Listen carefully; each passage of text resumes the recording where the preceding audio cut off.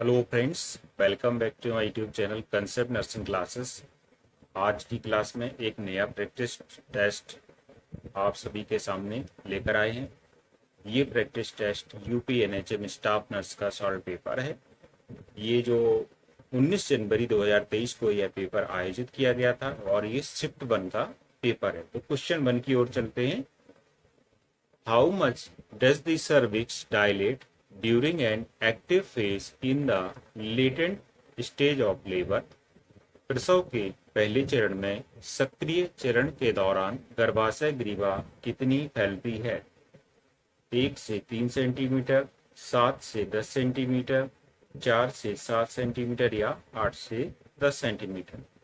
इसका correct answer आपको बताना है कि एक्टिव फेज की जो लेटेंट स्टेज होती है इसमें सर्विक्स कितना डायलेट होती है, तो ये होती है 1 to 3 सेंटीमीटर। देखिए ऐसा है कि प्रसव की 4 अवस्थाएं होती हैं। तो पहली अवस्था एक्टिव फेज होती है। अब एक्टिव फेज की भी 3 अवस्थाएं होती हैं।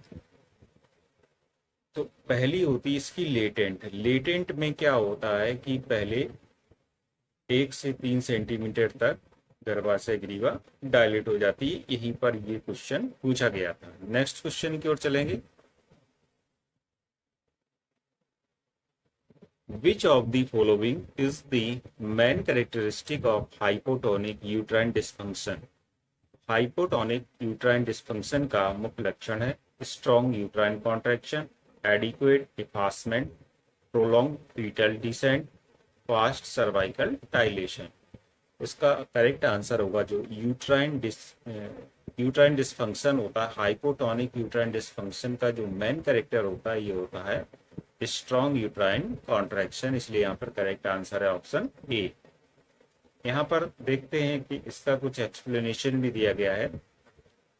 प्रसव का एक असमान स्थिति जो मुख्य रूप से प्रसव के सक्रिय चरण के दौरान होता है, इसमें अपर्याप्त गर्भाशय संकुचन होता है जिससे गर्भाशय ग्रीवा का फैलाव होता है तथा प्राण का खतरा बढ़ता जाता है। इसके कारण भ्रूण प्रभावित होता है और यह प्रक्रिया प्रसव में लंबे समय तक रहती है। इसका निदान बार बार योनि परीक्षण के से गर्भाशय के फैलाव के कारण का पता लगाकर किया जा सकता है। देखिए ऐसा है कि जो प्रसव का हाइपोटोनिक यूट्राइन डिस्फंक्शन, पहली बात तो ये नॉर्मल लेबर में नहीं आता है, एक प्रकार का असमान स्थिति है। तो इसमें होता क्या है कि अपर्याप्त यूट्राइन कॉन्ट्रैक्शन होते हैं। बार इससे जो भी गर्भाशय ग्रीवा है उसका फैलाव होता है जिसके कारण ये प्रॉब्लम क्रिएट होती है। नेक्स्ट क्वेश्चन की ओर चलेंगे। डेसिडुआ है option 1 myometrium of the pregnant uterus, option B endometrium of the pregnant uterus, option C perimetrium of the pregnant uterus, option D myometrium of the non pregnant uterus. तो decidua क्या होती है आपको बताना है। ये आपके पास 4 ऑप्शन है, तो इसमें जो करेक्ट आंसर होगा ऑप्शन ए बी बिल्कुल सही है। Endometrium of the pregnant uterus means गर्भवती गर्भाशय का जो एंडोमेट्रियम है उसको डेसिडुआ बोलते हैं। अब इससे संबंधित जो इसमें एक फिगर देखते हैं, यहाँ पर एक फिगर भी ये दिया गया है।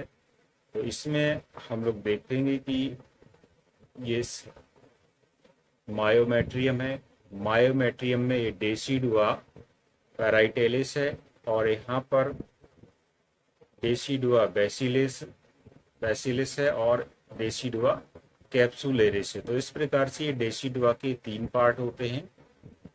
इसमें एक तो ये पार्ट हो गया और एक पार्ट ये हो गया और एक पार्ट ये हो गया, ठीक है।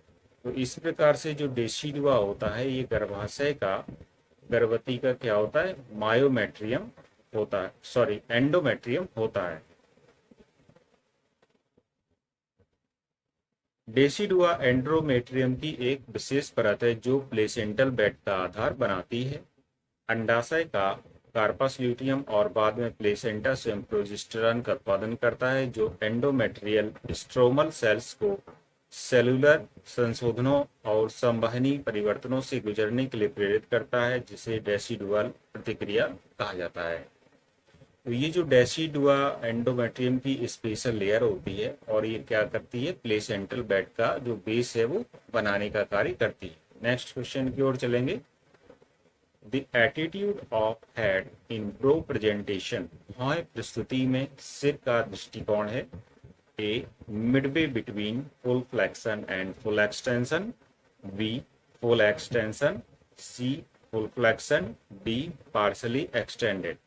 इसका करेक्ट आंसर होगा, जो भी भौहें प्रस्तुति में जो सिर का दृष्टिकोण होता है या प्रेजेंटेशन होता है, ये क्या होता है आपको बताना है। तो इसका करेक्ट आंसर है option A, midway between full flexion and full extension. यहाँ पर देख सकते हैं हम इस प्रकार से, ये एक वर्टेक्स प्रेजेंटेशन है, ये फेस प्रेजेंटेशन है जिसमें फेस पहले आ रहा है, और ये ब्रो प्रेजेंटेशन है, इसमें क्या है, भौं पहले आती है, ब्रो पहले आती है, और ये वर्टेक्स पोजीशन है। इस प्रकार से इसमें देखा गया है, जब गर्भस्थ शिशु के सिर का एंटीरियर फोंटेनिल तथा ग्लेविला का मध्य भाग का प्रेजेंटिंग पार्ट होता है, जिसे भौहें प्रस्तुति कहती है, सिर स्थिति सिर का एटीट्यूड पार्शियल एक्सटेंशन प्रकार है, अर्थात सिर कंप्लीट फ्लेक्शन तथा कंप्लीट एक्सटेंशन के बीच व्यवस्था होता है। भौहें गर्भ प्रस्तुति बहुत ही विरल केसेस में, मतलब ऐसा है कि जो प्रेजेंटेशन होता है ये बहुत ही रेयर केस में देखने को मिलता है। नेक्स्ट क्वेश्चन की ओर चलेंगे।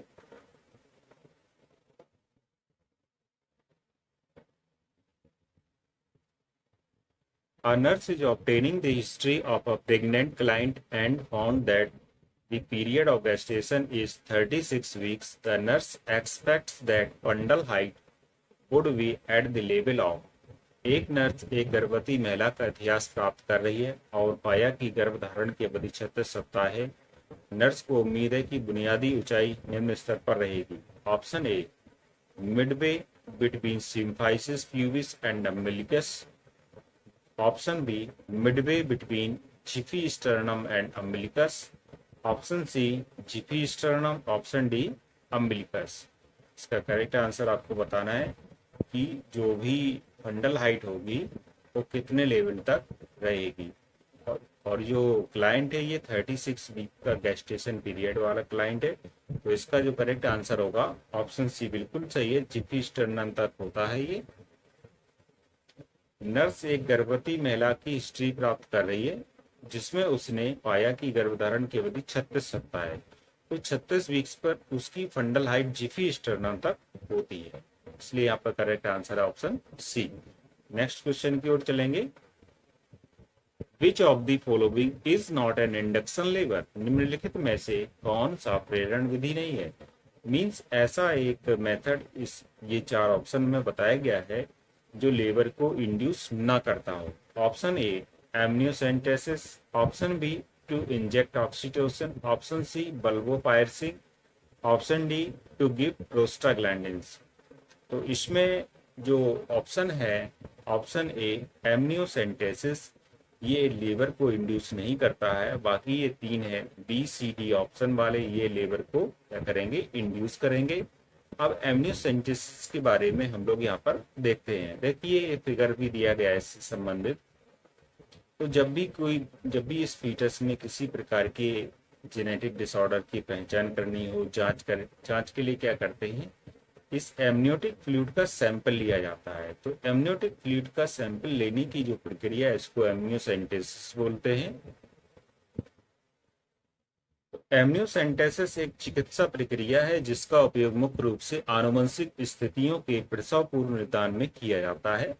इसके अन्य उपयोग हैं जैसे कि संक्रमण और भ्रूण के थैलेमों की परिपक्वता के आकलन में। जैसे कि तो एक तो ऐसा हो गया कि ज्यादातर जो एमनियोसेंटेसिस का यूज होता है ये किसमें होता है, जेनेटिक डिसऑर्डर्स को पहले ही पता कर लें, जन्म के पहले, प्रसव के पहले ही ये जानकारी लें कि कहीं बच्चे में कोई प्रकार का जेनेटिक डिसऑर्डर तो नहीं आ रहा है। इसके अलावा जो भी इन्फेक्शन है या जो फीटस है उसके फेफड़े सही तरह से काम कर रहे हैं, फेफड़ों की परिपक्वता के आकलन में भी इसका यूज हम लोग करते हैं एमनियोसेंटेसिस का। नेक्स्ट क्वेश्चन की ओर चलेंगे। In which phase of first stage of labour does the cervix thin out and reach about 3 centimeter dilation। प्रसव के पहले चरण के किस चरण में गर्भाशय ग्रीवा पतली हो जाती है और लगभग 3 सेंटीमीटर फैलती है? Active phase, transition phase, emerging phase और लेटेंट फेज। तो इसका देखिए ऐसा है कि जो लेबर की पहले तो 4 स्टेज होती हैं, फर्स्ट, सेकेंड, थर्ड और फोर्थ। अभी जो फर्स्ट स्टेज है, फर्स्ट स्टेज को 3 स्टेज में हम लोग डिवाइड करते हैं। तो पहले स्टेज में क्या होता है कि 1 से 3 सेंटीमीटर गर्भाशय ग्रीवा खुलती है, दूसरे में 4 से 7 और तीसरे में 7 से 10 की गर्भाशय ग्रीवा खुलती है। तो इस प्रकार से इसमें चूंकि दिया गया है तो उस चरण को हम क्या कहते हैं? तो इसका करेक्ट आंसर होगा ऑप्शन डी। इसके बारे में पढ़ते हैं। यहाँ पे जो ऑप्शन डी है ये लेटेंट फेज है। इसमें ऐसा है कि जैसा मैंने अभी बताया कि लेबर की 4 स्टेज और 4 स्टेज में जो पहली फेज है, पहली फेज की 3 स्टेज हो गई, फर्स्ट, सेकेंड और थर्ड। तो फर्स्ट वाली को बोलेंगे लेटेंट और दूसरे को बोलेंगे ट्रांजिशन, लेटेंट, ट्रांजिशन और तीसरे वाले को बोलेंगे एक्टिव। तो जो लेटेंट होता है इसमें गर्भाशय ग्रीवा या सर्विक्स 1 से 3 सेंटीमीटर तक डायलेट होती है, ट्रांजिशन में 3 से 7 सेंटीमीटर डायलेट होती है और एक्टिव में होती है 7 से 10 सेंटीमीटर। तो इस प्रकार से इसका करेक्ट आंसर होगा ऑप्शन डी। नेक्स्ट क्वेश्चन की ओर हम लोग चलेंगे। Normal delivery, what is the position of the foetus head? तो नॉर्मल डिलीवरी में जो फीटस का हेड होता है उसकी पोजीशन कैसी होती है? Partial flexion, partial extension, complete flexion या कंप्लीट एक्सटेंशन? उसका जो करेक्ट आंसर होगा ऑप्शन सी बिल्कुल सही है। जो नॉर्मल डिलीवरी में जो पोजीशन होती है क्या होती है? कंप्लीट फ्लेक्शन की होती है हेड की पोजीशन। नेक्स्ट क्वेश्चन की ओर चलेंगे। Which of the following is not the main role of a community health nurse in epidemiology? कौन सी महामारी विज्ञान में सामुदायिक स्वास्थ्य नर्स की भूमिका नहीं है? Option A rehabilitative role, B family planning services, C preventative role, D promotive role. तो नर्स की जो भूमिका नहीं है कम्युनिटी, चूंकि कम्युनिटी हेल्थ नर्स के बारे में हम जानकारी ली गई है, तो ये होता है ऑप्शन इसका बी बिल्कुल सही है। परिवार नियोजन सेवाएं ये कम्युनिटी हेल्थ नर्स की विशेषता नहीं है। किसमें? एपिडेमोलॉजी में। परिवार नियोजन सेवाएं महामारी विज्ञान में सामुदायिक स्वास्थ्य नर्स मुख्य भूमिका नहीं निभाती है, परंतु परिवार नियोजन का मुख्य उद्देश्य है लोगों के स्वास्थ्य स्तर को उन्नत बनाना एवं सभी नागरिकों का सामाजिक विकास एवं कल्याण करना। बाकी यहाँ पर जो भी ऑप्शंस दिए गए हैं इसमें कम्युनिटी हेल्थ की भूमिका है, जैसे रिहेबिलिटेटिव रोल है, प्रिवेंटेटिव रोल है और प्रिमेटिव रोल है। जो भूमिका नहीं है, चूंकि इसमें नॉट पूछा गया था इसलिए ये इसमें एपिडेमोलॉजी में फैमिली प्लानिंग सर्विसेज की भूमिका नहीं होती है हेल्थ केयर नर्स की। नेक्स्ट क्वेश्चन की ओर चलेंगे। विच of the following epidemiology is related to cause and effect of diseases? निम्नलिखित में से कौन सा महामारी विज्ञान रोगों के कारणों और प्रभावों से संबंधित है? Analytical epidemiology, option B experimental epidemiology, option C symptomatic epidemiology, option D theoretical epidemiology. वो करेक्ट आंसर इसका देखते हैं। इसका जो करेक्ट आंसर होगा ऑप्शन ए बिल्कुल सही है, थ्योरेटिकल एपिडेमोलॉजी। ये एक इस प्रकार की एपिडेमोलॉजी है जो कि रिलेटेड है किससे? To cause and effects of disease, रोगों के कारणों और प्रभावों से संबंधित ये जो एपिडेमोलॉजी की ब्रांच है इसको हम लोग विश्लेषणात्मक महामारी विज्ञान या एनालिटिकल एपिडेमोलॉजी बोलते हैं। नेक्स्ट क्वेश्चन देखते हैं। Which of the following is a psychological therapy that helps to self manage chronic pen?